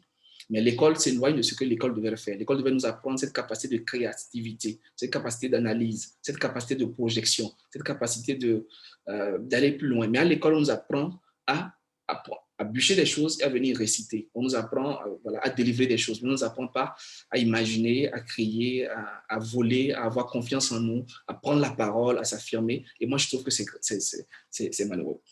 Donc, à l'école, déjà, j'ai commencé par trouver des éléments qui allaient me permettre de venir à l'école, au-delà des cours. Donc, je participais à tout ce qu'il y avait de social. Donc, j'étais tout le temps dans les comités d'organisation, j'étais tout le temps en train d'aider, d'accompagner, de chercher des sponsors, d'organiser, de rassembler les étudiants, de motiver. Voilà, je le faisais comme ça, spontanément déjà. Et progressivement, ça a évolué en moi. Et j'ai commencé par être consulté de part et d'autre. Les gens venaient me poser des questions, les gens me sollicitaient. Après, les gens voulaient que je les forme, que je les aide. J'ai commencé par animer des mariages. Donc, progressivement, les choses se sont mises en place autour de moi, sans même que je ne décide. Et les demandes étaient à un certain niveau élevé. Les personnes qui me consultaient pour pouvoir démissionner, pour pouvoir réorienter leur carrière, pour former leur personnel. Et du coup, je me suis dit, il faut que je me spécialise. Il faut que j'aille chercher les outils, les ressources pour être sûr que ce que je délivre, ça ne vient plus de mon expérience personnelle, ça ne vient plus de ce que j'ai glané au cours de ma vie. Donc, c'est là où je suis allé justement me certifier. Je suis allé apprendre, découvrir auprès des meilleurs au monde. Je suis revenu pour apporter ces réponses-là. Donc, moi, je n'ai pas choisi le coaching. Moi, je ne pense pas que c'est moi qui ai choisi ça. Je pense que c'est venu vers moi. Je ne me suis jamais réveillé pour dire je vais devenir ci, je vais devenir ça. Non. C'est au fur et à mesure que les demandes venaient, les gens me sollicitaient. Et je pense que ça s'est construit progressivement. Et pour moi, c'est généralement ça. Quand les gens me disent je veux devenir ici, je dis fais attention. Il faut répondre à quelque chose. Il ne faut pas aller forcer les choses. Les choses vont venir. Il faut, toi, être dans le besoin d'aider, le besoin d'accompagner, le besoin il faut se rendre utile dans son environnement. Il faut résoudre des problèmes. Il faut chercher à être quelqu'un qui apporte des solutions. Et en retour, les choses vont se faire. Voilà. J'espère avoir répondu à votre question, ma chère Raimat. Raimat, d'ailleurs, qui est l'une de mes profs d'anglais, très, très bonne et compétente. Si vous êtes à Dakar ou autour de Dakar et que vous cherchez une très bonne référence pour apprendre l'anglais, pour pratiquer votre anglais, to practice your English. Right, Raymat? To practice, right? Okay, good. So, yeah, j'ai une recommandation à vous faire. Elle est excellente, elle est bien. Et puis, elle est pas trop chère d'ailleurs. Elle est pas chère, elle est moins chère même, je dirais. Voilà. Alors, est-ce que prendre sa vie en main signifie abandonner son boulot? Bonne question. Pas du tout, pas du tout. Prendre sa vie en main ne veut pas dire abandonner son boulot. Pas du tout. Prendre sa vie en main, c'est prendre certains aspects de sa vie en main. Prendre sa vie en main, ça peut être prendre son côté spirituel en main. Ça peut être prendre son couple en main. Ça peut être prendre sa santé en main. Ça peut être prendre sa carrière professionnelle en main. Donc, au lieu d'être assis au bureau et attendre la prochaine promotion, peut-être qu'il faut la provoquer. Ça fait 3 ans, 5 ans que je travaille ici. Mais comment je fais pour passer à une autre étape? Comment je fais pour aller à un niveau supérieur? Comment je fais pour passer manager? Comment je fais pour passer responsable? Comment je fais pour passer directeur? Comment je fais pour pouvoir doubler mon salaire? Donc, ce n'est pas forcément démissionner. Non, on n'a pas le même parcours. Vous pouvez rester dans votre travail, vous pouvez rester dans votre entreprise. Je ne vous invite pas à faire comme moi, pas du tout. Mais je veux dire simplement qu'à un moment donné, chacun de nous doit se prendre en charge. Arrêtez d'attendre les choses. La seule chose que vous gagnez en attendant, c'est l'âge. Vous devenez plus âgé, c'est tout. Mais il faut se demander qu'est-ce que je veux. Ok, je suis dans cette entreprise depuis 8 ans, où est-ce que je vais? Je suis dans cette entreprise depuis 12 ans, qu'est-ce que je deviens? Quelle est ma prochaine étape? Voilà. Donc, ne pensez pas que je vous invite à démissionner tous, ne pensez pas que je vous invite tous à devenir entrepreneur, pas du tout. Alors moi, je pense que chacun peut être heureux là où il est. Mais je vous invite simplement à être plus intentionnel par rapport à ce que vous faites. Voilà. Alors, comment avoir une forte confiance en soi pour pouvoir se détacher de ce confort que nous avons au boulot et qui nous empêche de prendre notre vie en main? Comment avoir confiance en soi? Voilà un grand thème. Mon cher Carlos, je vais partager avec vous, hein, ou alors vous pourrez aller sur la page de Baraka Gate. On a fait 2 webinaires sur la confiance en soi. Il y a un webinaire avec Adolé sur la confiance et on a fait également un webinaire avec Nabou Fall, le courage d'être soi. Donc, ces femmes extraordinaires ont partagé des ressources très intéressantes. Donc, je ne vais pas revenir là-dessus. Je vous invite à pouvoir regarder ces 2 webinaires-là. Je vais partager avec vous après les liens de ces webinaires et vous pourrez regarder. C'est des webinaires qui sont vraiment, que je recommande. Elles ont détaillé comment est-ce qu'on peut développer cette confiance et cette assurance-là. Mais comprenez que la confiance en soi, ça se développe. Et il n'y a pas de niveau où on arrête de développer sa confiance en soi. Même moi, aujourd'hui, je dois développer ma confiance en soi. Parce que chacun a toujours un next step. Chacun a toujours un next level. Donc, chacun doit travailler sa confiance continuellement. On doit continuer par grandir. Et la confiance en soi doit se nourrir, doit s'arroser avec l'estime de soi. En réalité, la confiance en soi vient de l'estime de soi. Donc, il y a des mécanismes pour renforcer l'image, l'estime, la réputation qu'on a de soi-même pour pouvoir nourrir votre confiance en vous-même et avoir la capacité à vous affirmer. Donc, c'est 3 niveaux en fait. C'est l'estime de soi, la confiance en soi et l'affirmation de soi. C'est toute une usine qu'il faut construire. Et n'hésitez pas, hein, le week-end, faites un tour à la librairie, achetez un livre sur la confiance en soi. Allez sur Internet et tapez un sujet confiance en soi. Et vous allez voir toutes les ressources qu'il y a pour pouvoir développer votre confiance en vous-même. D'accord? Je voudrais un échange perso avec vous. Je suis béninoise en visite à Ouagadougou. Alors, oui, bon, pour ceux qui veulent qu'on échange, on pourra discuter, n'hésitez pas. Vous avez tous je suis sur les réseaux sociaux, hein. J'essaie d'être présent. C'est pas évident, hein. Franchement, moi, ça me fatigue plus qu'autre chose, mais je suis là. Donc, n'hésitez pas. Je suis sur Facebook, je suis sur LinkedIn aussi. Les autres, un peu moins. Vous avez également la possibilité de répondre aux mails que vous avez reçus via contact@barakagate.com et nous allons être disponibles à votre écoute, hein, pour vous accompagner. D'accord? N'hésitez pas, nous sommes là pour vous aider. Ce n'est pas toujours évident parce qu'on reçoit beaucoup de sollicitations, mais autant que possible, on essaie de se mettre à votre service. D'accord? Alors, est-ce possible de ne pas avoir d'argent et prendre sa vie en main? Exemple, au bureau, si je n'ai pas d'argent, je suis hyper démotivé, je n'arrive pas à finaliser mes tâches. Alors, merci beaucoup, mon cher Hassan Diop. Est-ce possible de ne pas avoir d'argent et prendre sa vie en main? Mais oui, mais oui, mais oui, mais oui, mais oui, mais oui, mais oui, mais oui. L'argent, c'est très important. Il ne faut pas qu'on se mente, il ne faut pas qu'on se trompe. Quand on dit l'argent, ce n'est pas important, c'est des histoires. L'argent, c'est important. L'argent, c'est très important. Mais attention, l'argent, ce n'est pas le plus important. Et on doit apprendre à faire de l'argent un serviteur et pas un maître. Donc, quand je n'ai pas d'argent, je ne dois pas me retrouver complexé, frustré, démotivé. Non. Ça veut dire que c'est l'argent qui me contrôle. Donc, quand je n'ai pas d'argent, je dois apprendre à gérer mon état d'émotion. Je n'ai pas d'argent, mais je dois réfléchir. Parce que si vous êtes automatiquement frustré, démotivé, ça veut dire que vous n'avez même plus la capacité pour votre cerveau à se poser, à réfléchir, pour vous trouver des solutions pour avoir de l'argent.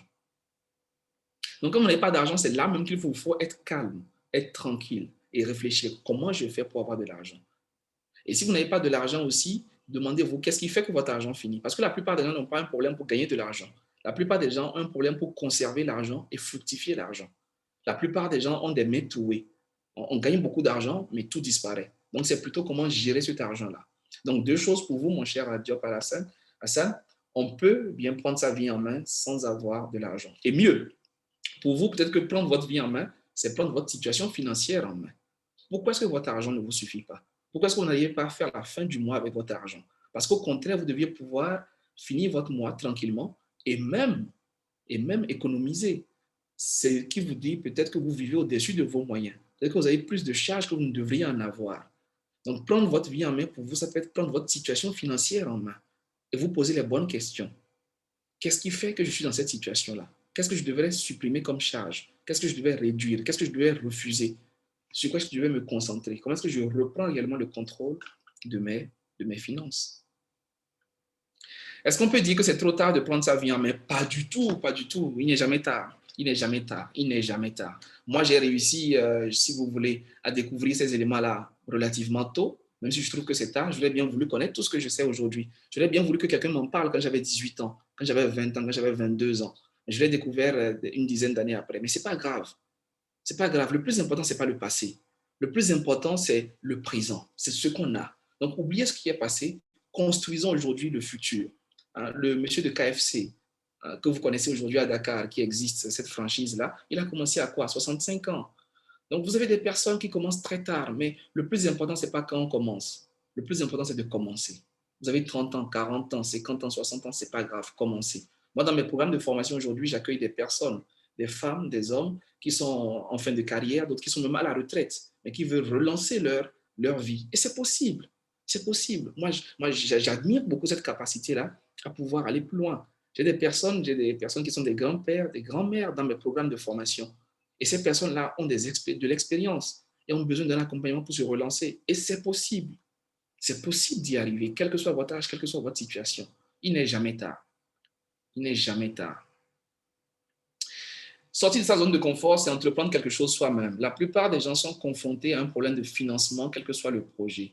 Quelle proposition faites-vous face à ce problème? Alors, merci beaucoup pour cette question, M. Kossou. Quelle proposition est-ce que je fais pour les financements? Déjà, ce qu'il faut comprendre, c'est que le financement n'est jamais un problème pour démarrer. Pour démarrer, le financement n'est jamais un problème. Le financement vient permettre à une activité d'aller plus loin. Sinon, au départ, je ne conseille pas d'aller chercher un gros financement, quel que soit le projet. Je conseille de commencer petit et de grandir au fur et à mesure. Et c'est ce qui est mieux. Moi, j'ai un cabinet de formation. Je ne vais pas commencer un cabinet de formation. Je n'ai jamais formé quelqu'un. Je sors de nulle part, je démissionne de la banque et je vais dire aux gens, donnez-moi 10 millions, 20 millions, je vais lancer un cabinet de formation. Qui va me croire? Qui va m'écouter? Mais qu'est-ce que je dois faire? Je vais vers les étudiants. Je vais vers des jeunes. Je vais vers des entrepreneurs. Et avec les moyens que j'ai, je les forme. Je les accompagne. Je prends 1 mois, 3 mois, 6 mois, 1 an, je les forme. Au bout de cette formation-là, j'ai de l'expérience. Ils ont du résultat. Et je vais maintenant voir quelqu'un pour dire, écoute, voilà ce que j'ai pu obtenir en formant des jeunes pendant 6 mois. Si vous m'accompagnez avec 5 millions, je pourrais aller à tel niveau. Et là, les gens m'écoutent. Et là, je suis crédible. Je vais dire aux gens, écoutez, j'ai accompagné des entrepreneurs pendant 3 mois. Ils ont pu doubler leur chiffre d'affaires. Si j'ai des moyens, si j'ai des ressources, je pourrais accompagner plus d'entrepreneurs pour aller à tel niveau. Et là, les gens viennent vers moi. Mais si je n'ai jamais rien fait, je suis dans mon bureau et je vais avec un gros projet, je vais sortir de la littérature, je vais beaucoup bavarder pour dire, donnez-moi 20 millions, 25 millions, je vais former des gens, je vais faire ci, ça va être compliqué. Donc, premier élément, il faut être crédible. Il faut être crédible. Il faut avoir des résultats. Il faut avoir des résultats. Il faut savoir comment est-ce que je vais faire pour convaincre les gens. Donc, il faut être crédible, il faut avoir des résultats, il faut avoir du concret. Et deux, il faut apprendre aussi les techniques de persuasion. Ça ne s'invente pas. Aller mobiliser des ressources, c'est des capacités, c'est des compétences qu'il faut avoir. Mais les gens pensent souvent que parce qu'ils ont un bon projet, ça suffit pour convaincre les gens. Ce n'est pas vrai. C'est pas vrai. Nous, on apprend aux gens à parler, on apprend aux gens à convaincre, on apprend aux gens à négocier, on apprend aux gens à persuader. Il y a des mécanismes. On apprend aux gens à raconter des choses, à raconter leur histoire, présenter leur projet pour que ce soit bancable. Parce qu'un projet mal expliqué, c'est un projet mort-né. Personne ne vous suit. Les entrepreneurs, les managers, ils ont de bons projets, mais ils ne savent pas comment les expliquer, comment les vendre, comment faire adhérer les personnes à ces projets-là. Ils n'en sont pas capables. Vous avez beau avoir un bon projet, mais si vous ne savez pas l'expliquer, il n'ira pas loin. Donc après, il faut se former également. Il faut grandir en capacité de persuasion, en capacité de conviction. Vous avez des gens qui n'ont pas de projet réellement solide, mais qui savent convaincre. Il n'a rien sous la main. Mais quand il vient, il parle, tout le monde l'écoute, on applaudit, on lui donne l'argent. Comment il a fait? Donc oui, il faut avoir de l'expérience, il faut avoir quelque chose de sérieux, il faut avoir un business qu'on a déjà expérimenté, éprouvé. Il faut montrer qu'on est intègre, qu'on a de la transparence dans ce qu'on fait. Et il faut ensuite avoir cette capacité-là pour être en mesure, pour moi, de convaincre les gens, d'amener les gens à réellement, à réellement adhérer à ce qu'on fait. D'accord? Voilà, ce sont de bonnes idées, hein, des bonnes questions que vous posez là. Je pense qu'on pourra refaire des webinaires sur tous ces éléments-là, je note, et on en reparlera. Quelle différence faites-vous entre emploi et travail? Alors, quelle différence faites-vous entre emploi et travail? D'accord. Alors, moi, je trouve que l'emploi, c'est là où, justement, on vous a pris, on vous a mis quelque part, on dit, vous devez faire ci. Le travail, c'est ce qui épanouit, c'est ce qui développe quelqu'un. Et on n'a pas été créé pour être employé, on a été créé pour être déployé. Pour moi, chacun de nous est venu sur Terre, pas pour être enfermé quelque part, mais chacun de nous est venu sur Terre pour s'ouvrir, justement, pour pouvoir voler, hein, pour pouvoir aller très loin, s'élever très haut dans le ciel. Pour moi, c'est pour ce pourquoi nous sommes là. Donc, il faut commencer par un emploi, commencer par tout ce que vous trouvez. Hein, ne vous trompez pas. Hein. Parfois, les gens parlent de sa passion, il faut trouver sa passion. Attention, il ne faut pas vous tromper. Quand on commence dans la vie, quand on découvre la vie, quand on arrive à un certain âge de la maturité, on a 18 ans, 19 ans, 20 ans, il n'y a pas de passion. Hein. On commence par ce qu'on trouve. On se jette à l'eau. On fait tout ce qu'on peut. On est balayeur, on est cireur, on est ramasseur, on est gardien, on est maître de maison, on est répétiteur, je sais pas moi, on est tenancier de cyber, on fait tout ce qu'on trouve. On est stagiaire, voilà. Donc, ça, on commence par un emploi. Ce que vous trouvez, faites-le et faites-le très bien. Et progressivement dans la vie, vous continuez par vous poser des questions de manière à pouvoir trouver votre travail, de manière à pouvoir trouver votre passion, de manière à pouvoir répondre à votre mission de vie. Mais ça commence d'abord par ce que vous pouvez faire. Donc, moi, par exemple, j'ai commencé par un emploi et j'ai fini dans mon travail. Enfin, je suis dans mon travail. Voilà. Donc, j'espère que ça répond à votre question, mon cher Rodolphe Afoudi. Comment réussir à faire le déclic? Bon, je pense qu'on en a parlé, hein, mon cher Moussa. Si vous avez une question plus précise, vous pouvez la poser. Mais je pense que je suis intervenu quand même sur cet aspect-là. Voilà. Bonjour, monsieur Yokossi. Est-ce que vous faites du coaching personnalisé? Oui, je fais du coaching personnalisé, mais très peu parce que je n'ai pas beaucoup de temps, malheureusement. Je n'ai que 24 heures. Il y a beaucoup de programmes. Je fais du coaching personnalisé, mais c'est vraiment très rare. C'est vraiment très rare. C'est des cas spécifiques. Par contre, nous avons des masterclass, nous avons des programmes qui peuvent vous convenir en fonction de votre besoin. Et nous pourrons en reparler. N'hésitez pas à nous contacter par rapport à cela. D'accord. Je me retrouve dans la réponse. D'accord, d'accord. Quelle conclusion ou quelle astuce à retenir pour gagner sa vie et vivre, non pas exister? Vous posez deux questions ensemble à mon cher Nsabiyumva Edouard. Bon, désolé de massacrer votre nom. Pour gagner sa vie, il faut apporter de la valeur. C'est tout. La vie, en fait, c'est un échange. J'apporte quelque chose et je suis rémunéré par rapport à ça. Donc, pour pouvoir gagner ma vie, je dois apporter de la valeur. Je dois être quelqu'un qui contribue à quelque chose, qui résout un problème. Donc, je vais dans une entreprise et puis je sers l'entreprise. J'apporte mes services, j'apporte mes compétences. Je suis entrepreneur, je regarde dans la vie, il y a un problème, j'apporte une solution et je gagne ma vie en retour. Donc, pour gagner sa vie, mon conseil, ce serait d'être quelqu'un qui apporte des solutions, quelqu'un qui est en mode contribution. Pas quelqu'un qui vient tout le temps, je vais gagner combien? Ah, qu'est-ce qu'il y a à gagner? Okay, qu'est-ce que je peux faire pour avoir de l'argent? Non. L'argent, voyez l'argent comme un résultat. Voyez l'argent comme une conséquence. Ne voyez pas l'argent comme l'élément d'entrée. Si vous voyez l'élément comme en entrée, vous allez vous perdre. Et vous allez même marcher sur vos valeurs, sur vos principes. Regardez l'argent comme un résultat. Je contribue, j'aide les gens, j'accompagne les gens, je résous des problèmes et en retour, les gens payent pour avoir ce service-là. Les gens payent pour avoir cela et j'aide de l'argent. Donc, pour gagner sa vie, cherchez à être utile. Rendez-vous utile. Voilà. Soyez quelqu'un qui aide toujours les autres, qui répond aux questions, qui s'élève, qui se cultive pour pouvoir apporter davantage de solutions autour de lui. Sandrine demande, pouvez-vous vous rappeler les 3 niveaux? Confiance en soi, estime de soi. C'est d'abord l'estime de soi. C'est d'abord l'estime de soi. Ensuite, la confiance en soi. Et enfin, l'affirmation de soi. L'estime de soi, c'est l'image qu'on a de soi-même. L'estime de soi, c'est la réputation que vous avez auprès de vous-même. C'est comment est-ce que vous vous voyez. C'est comment est-ce que vous vous appréciez.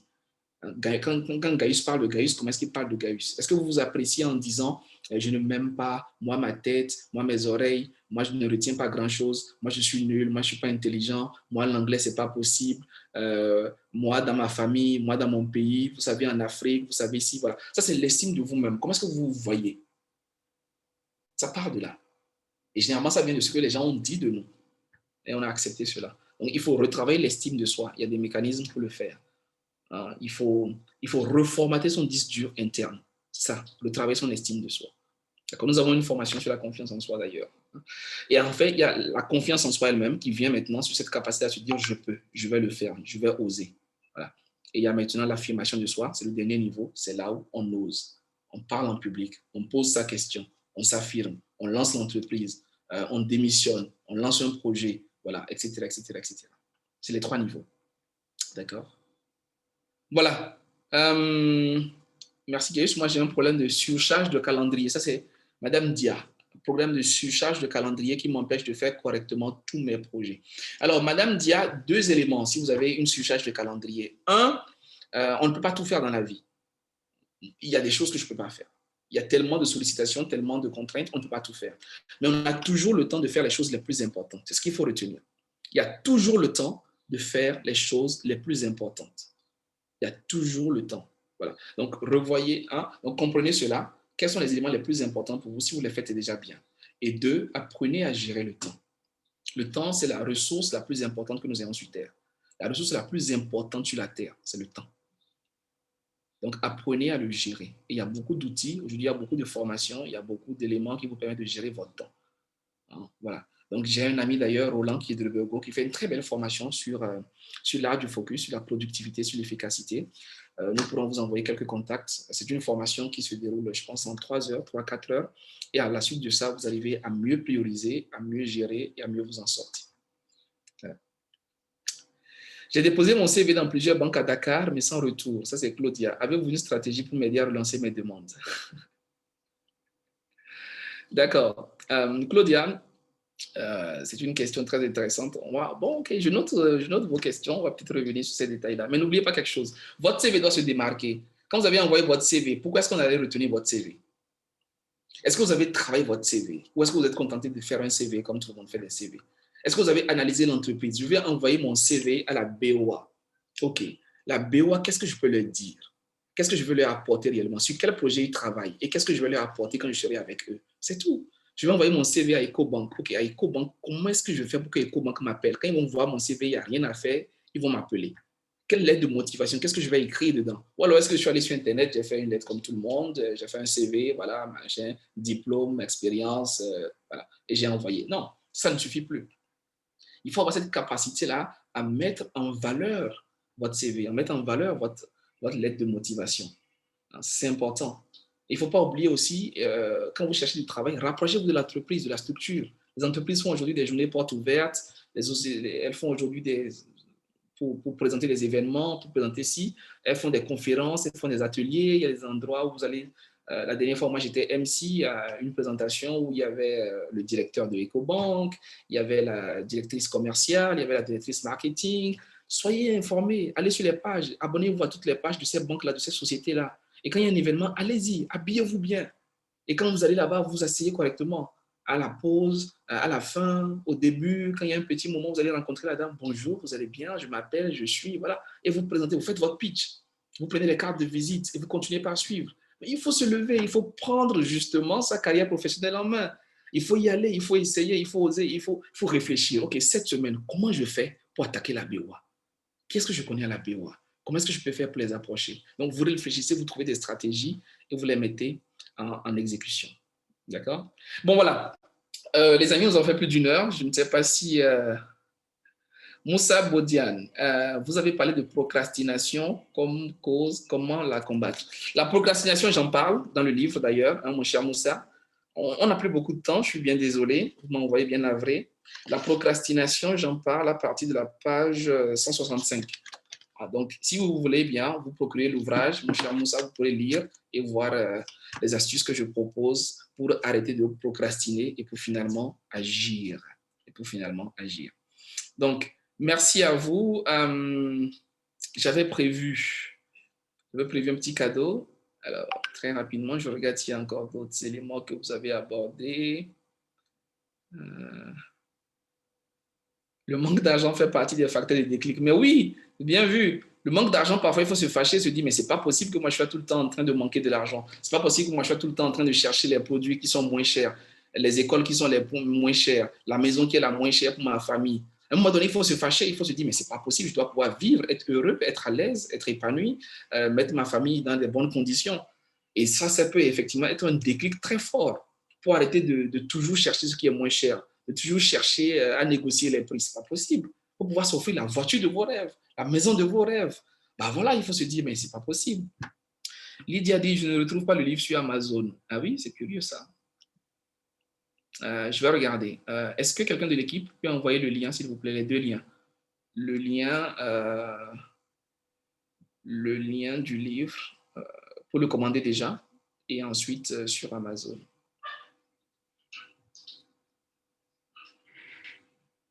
Donc, regardez, je pense que ça a déjà été envoyé. Vous avez les liens qui ont été envoyés, n'hésitez pas. Gildas, mon cher Gildas, alors, quelle est la place de Dieu dans la prise de sa vie en main? Elle est excellente, celle-là, surtout qu'on est un dimanche. Alors, quelle est la place de Dieu dans la prise de sa vie en main? Bon, ma question va être un peu orientée, je suis désolé, parce que je suis chrétien. Je suis chrétien, je suis croyant, d'accord? Donc ça, je l'affirme, d'accord? Pour moi, c'est important et c'est fondamental pour moi de mettre Dieu au cœur de ce que je fais. C'est peut-être pas votre cas et je ne vous en veux pas. Pour moi, j'ai dit qu'à la base, il fallait se poser des questions. Première question, il faut se dire qui suis-je? D'où je viens et où je vais. C'est les trois premières questions que je vous ai invité à vous poser. Et pour moi, quand je commence par répondre à ces questions-là, qui suis-je? Pour moi, je suis créé par Dieu. Donc, pour moi, je suis cet être-là que Dieu a voulu. Donc, je ne suis pas là par hasard. Je suis rempli d'une mission et je suis venu avec venu avec une autorisation divine, si vous voulez. Donc, pour moi, Dieu est au cœur de ce que je fais. Il est la source de toutes mes ressources. Donc, c'est vraiment le pilier sur lequel je me base pour aller plus loin. Donc, tout ce que je fais d'ailleurs, moi, je ne le fais pas pour être applaudi, je ne le fais pas pour être heureux, mais je le fais justement pour rendre grâce dans un esprit de gratitude et pour que, voilà, que tout ce que je fais puisse lui plaire, qu'il soit content de ce qu'il m'a envoyé faire sur terre. Donc, je suis là pour justement rendre gloire à ce Dieu-là qui fait de moi ce que je suis. Parce que quelque part, si je fais ce que je fais aujourd'hui, au-delà de tout ce qui se fait là, hein, mon existence, c'est Dieu. Ma santé, c'est d'abord Dieu. Donc après, vous allez parler des compétences, des capacités, il faut travailler, il faut être Dieu. Je suis d'accord. Mais d'abord, pour moi, c'est Dieu. Pour moi, c'est d'abord Dieu qui me permet d'être en vie. C'est lui qui a le souffle de vie. Et c'est lui qui me donne cette capacité-là. Voilà. Donc aujourd'hui, je suis reconnaissant. Et pour moi, je le place quand même au cœur de ce que je fais.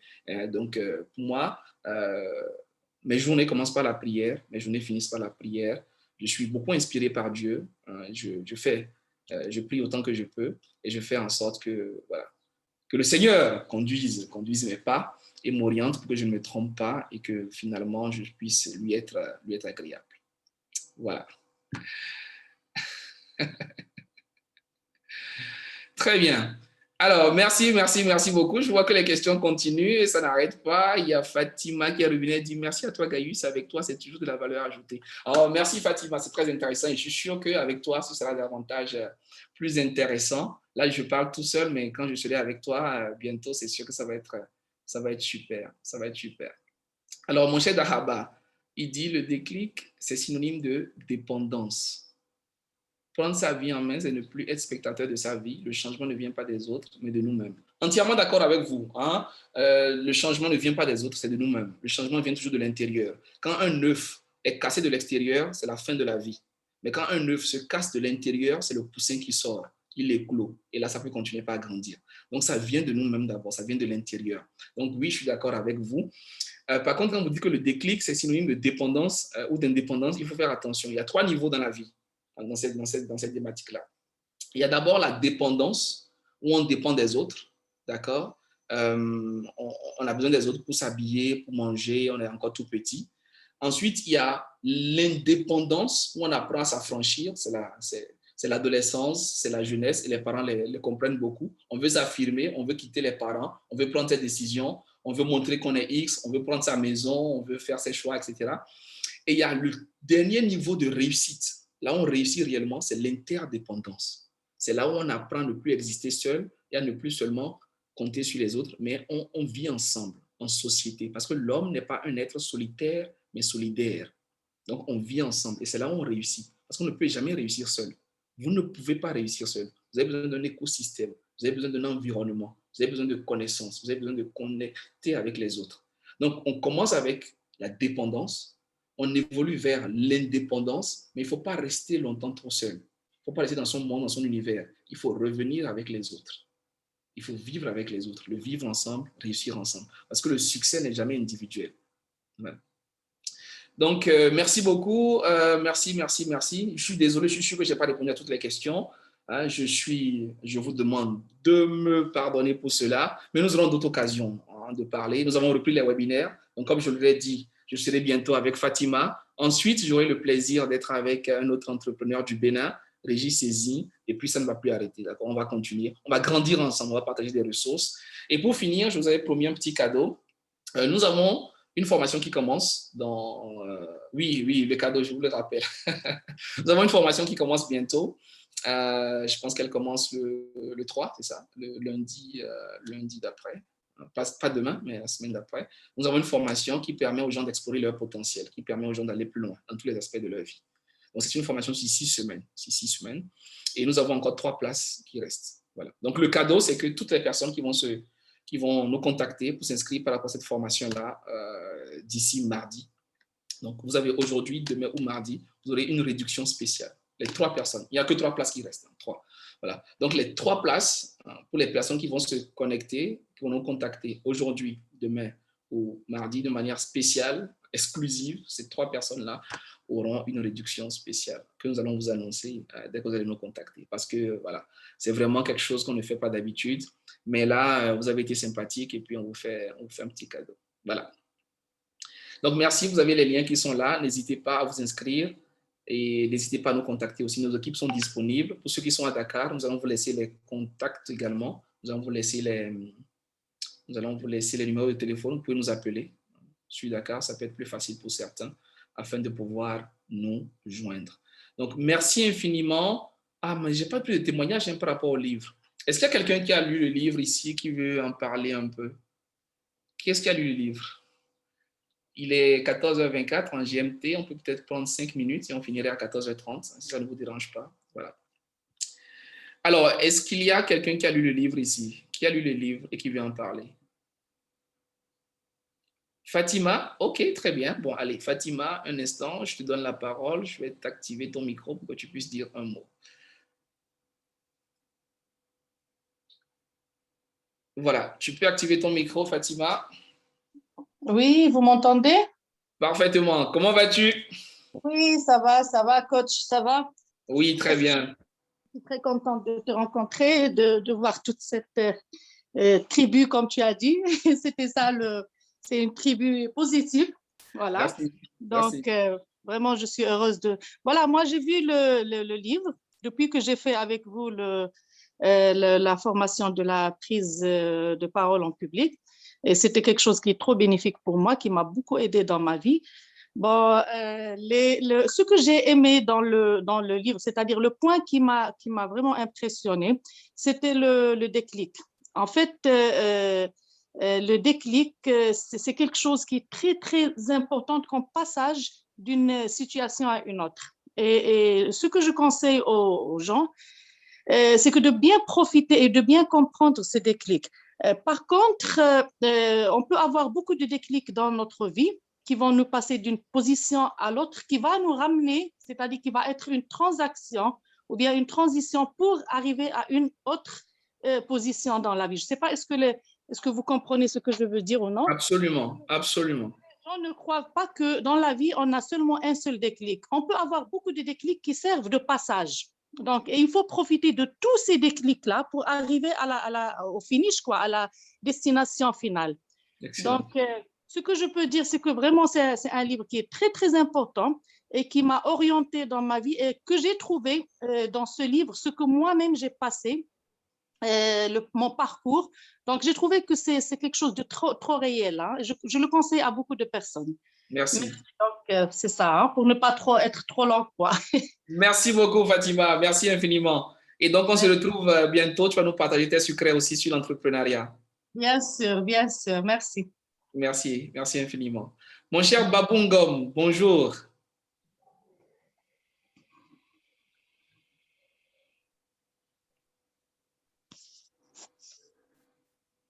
Babou, est-ce que vous pouvez activer votre micro juste et nous dire un mot? Vous dites avoir lu le livre également. Ce serait bien de vous entendre à ce sujet. Laetitia est là? Ah oui, Laetitia a lu le livre. Ok, elle veut parler, d'accord.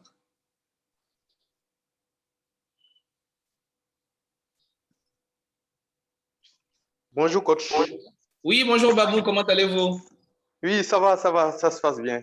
Ok, alors dites-moi un mot sur le livre et dites un mot aux amis également. Tout d'abord, ravi d'avoir de vos nouvelles. Merci. J'ai effectivement lu le livre.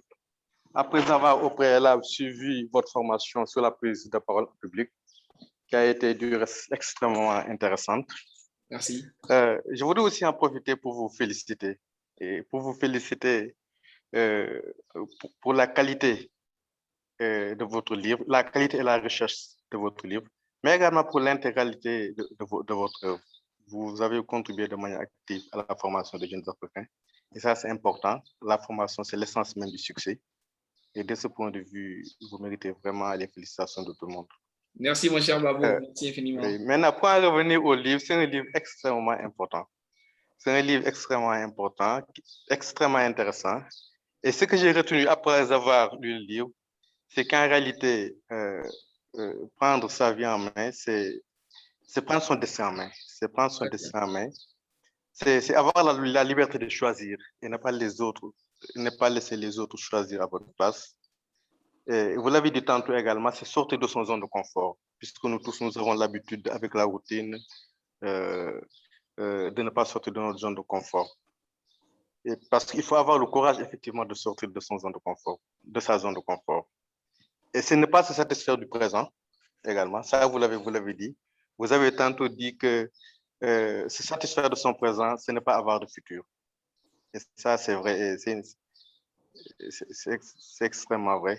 C'est également prendre des initiatives. Malheureusement, comme vous l'avez dit tantôt, nous tous, nous avons l'habitude de ne pas prendre des initiatives, de céder à la procrastination. C'est aussi ne pas céder à la routine. C'est ne pas céder à la routine. Et ça, c'est valable pour les fonctionnaires que nous sommes. Nous avons l'habitude, en général, de faire exactement les mêmes choses de la même manière. Et Einstein, il définissait la folie comme le fait de faire les choses de la même manière et de s'attendre à un résultat différent. Et prendre sa vie en main, c'est effectivement ne pas céder à la routine. Absolument. C'est également ne pas céder à la peur. C'est ne pas céder à la peur, ne pas avoir peur de prendre des initiatives. C'est aussi compter sur soi-même, ne pas trop compter sur les autres. Bien évidemment, on a des fois besoin des autres pour avoir un déclic, mais il faut d'abord compter sur soi-même. Très bien. C'est aussi avoir l'estime de soi, comme vous l'avez rappelé tantôt. Et en somme, prendre sa vie en main, c'est vivre et ne pas se contenter d'exister. Ça aussi, je l'ai bien, c'est une citation que j'ai bien appris de votre livre. Et prendre sa vie en main aussi, c'est ne point perdre de vue que rien n'est perdu tant que tu n'es pas perdu. Wow. Et qu'il n'est jamais trop tard de prendre son destin en main. Voilà, coach, de manière résumée. Ah, mais merci. C'est Ce effectivement que j'ai très bien appris résumé, mon cher reviendrait. Babou Ngom. Merci encore. Merci. Merci et bonne continuation. Je vous souhaite une bonne suite, mon cher. Et Merci. Bonne ouais, journée. Bonne fin merci. d'après-midi à tous. Merci, merci, mon cher Babou. Et effectivement, vous avez mentionné la prise de parole en public comme Fatima. Pour ceux qui sont intéressés, nous avons une formation de prise de parole en public qui démarre au mois de mai. Donc, ouais, on pourrait vous aider à mieux vous exprimer et à mieux convaincre pour aller plus loin parce que la prise de parole, vous l'avez remarqué, elle est déterminante dans toute carrière professionnelle. On va finir avec un dernier témoignage, c'est celui de Laetitia. Laetitia depuis Brazzaville, si je ne me trompe. Oui, bonjour à tout le monde. Bonjour Bonjour Gaïus. Laetitia. Je ne vais pas te féliciter parce que je t'ai félicité 1001 fois. J'ai lu ton livre au décours de différentes formations que j'ai eu à faire avec toi et d'ailleurs au décours d'un coaching personnalisé que j'ai beaucoup apprécié et qui a pratiquement révolutionné ma vie. Donc, je dois dire que j'ai vécu le déclic et tes formations et ton suivi m'ont été d'un grand, grand secours. Ça a été vraiment une très grande découverte, une découverte très, très positive. Alors, qu'est-ce que je dirais du livre? En quelques mots, je dirais que c'est un livre passionnant qui se lit très facilement parce que moi, je l'ai lu en l'espace d'un week-end. C'est un livre écrit c'est-à-dire que les pages se lisent très facilement du fait que les lignes sont espacées. Et puis, c'est un livre qui convient à tout le monde, grand, petit, âge moyen. Donc, personnellement, j'ai trouvé que c'est un livre qui s'adapte à tous les âges, qui se lit facilement et qui est simple, donc, les 7 étapes peuvent s'appliquer sans trop de soucis. Je ne vais pas m'étendre longtemps parce qu'on a déjà dépassé l'heure. Merci beaucoup pour cette occasion de témoigner. Mais en tout cas, c'est un livre à recommander. Et j'espère que, Gaius, tu feras tout pour que également, dans les librairies de Brazzaville, nous puissions avoir ces livres. Merci beaucoup. Et même à Kigali, je n'en ai pas trouvé. Merci beaucoup. C'est vrai, oui, nous ne sommes pas encore disponibles à Kigali, à Brazzaville. Nous y travaillons. Merci, merci beaucoup Laetitia, merci à tous. Les amis, je vous ai pris 1h30 au lieu d'1 heure, je suis désolé, mais c'était très enrichissant et vous savez que je suis passionné par ce genre de discussion. Donc nous allons vous libérer. Merci encore pour votre présence. Nous rappelons que vous avez nos contacts, que ce soit l'adresse mail ou alors les numéros de téléphone. N'hésitez pas à nous joindre pour des besoins de collaboration pour aller plus loin sur ce que nous avons apprécié. Restez aussi alerte parce que bientôt nous allons vous partager le contenu sur nos prochains webinaires qui seront également gratuits, ouverts. Ce sera toujours un moyen pour nous de partager avec vous des ressources, des astuces pour vous aider à aller plus loin parce que chacun de nous doit prendre sa vie en main. Chacun de nous doit faire en sorte de vivre cette vie de baraka. Chacun doit aller plus loin. Donc, désolé pour toutes les questions qui n'ont pas pu être solutionnées. Désolé pour toutes les personnes auxquelles j'aurais bien voulu donner la parole. Mais voilà, toute chose a une fin, même les bonnes choses. Donc, c'était un plaisir. Merci encore à chacun. Laissez juste un petit mot dans le chat. Dites un petit coucou à tout le monde, ce serait bien. Et avant de partir. Mais n'oubliez pas, n'écrivez pas seulement conférencier, écrivez à conférencier participant ou participant. Voilà. Parce que certains écrivent conférencier, du coup, les gens ne voient pas. Donc, quand vous écrivez dans le chat, assurez-vous que vous choisissez conférencier et participant. Voilà, c'est ça, c'est ça, c'est ça. Merci Romaric. Bientôt, nous serons à Lomé. Nous allons faire de belles masterclass aussi de ce côté-là. Merci Audrey, merci beaucoup. Merci pour les messages. Voilà. Donc, n'hésitez pas à nous contacter. Nous restons ensemble. C'était un véritable plaisir. Merci Dilia, merci Rabia, c'est ça? Lévi, oui, c'était super. Rodolphe et mon cher Degla Yacinthe depuis Cotonou. Ok, mais c'est bien de retrouver les personnes sympathiques. Monsieur Lecor, c'est génial ça de vous avoir eu. Tislim, ok, d'accord. Paul-Henri Akako. Mais c'est génial là, il y avait du bon monde. Mais c'est extraordinaire. Merci, merci, merci. Un véritable plaisir. On se retrouve ensemble. Dimanche prochain peut-être. En tout cas, on vous donnera les détails dans la semaine. Claudia, c'était votre première fois. Tout un plaisir de vous avoir eu. Et j'espère que ce ne sera pas la dernière fois.